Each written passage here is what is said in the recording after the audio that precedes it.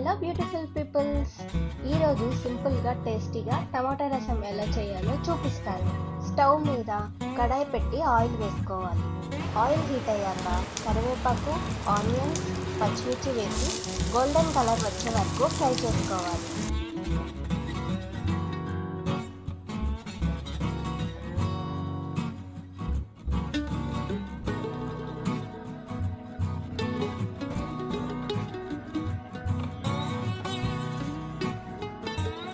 పసుపు చిటికెడంత,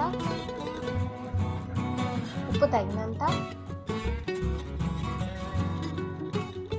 కారం 1 స్పూన్,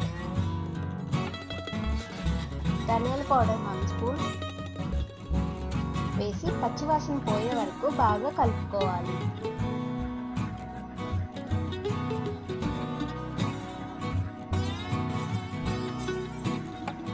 టమాటాలను మెత్తగా రసం చేసుకొని పక్కన పెట్టుకున్నాం కదా,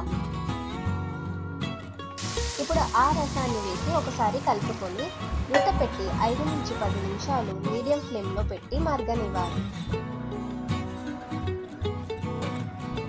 రసం మంచి అరోమా వచ్చినప్పుడు రసం పౌడర్ 1 స్పూన్ వేసి 5 నిమిషాలు మరగనివ్వాలి.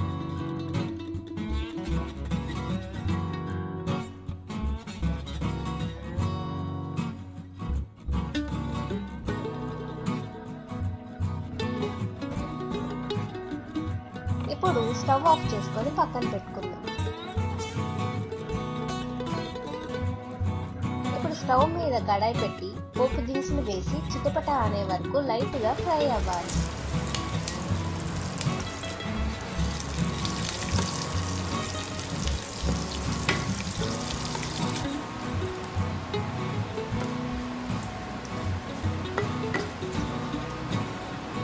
ఆ పోపును టమాటా రసంలో వేసి చివరిగా ఫ్రెష్ కొత్తిమీర వేసి సర్వ్ చేసుకోండి.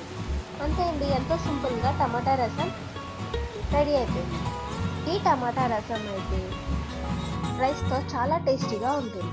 మళ్ళీ ఇంకో టేస్టీ రెసిపీతో కలుద్దాం. Thank you for watching.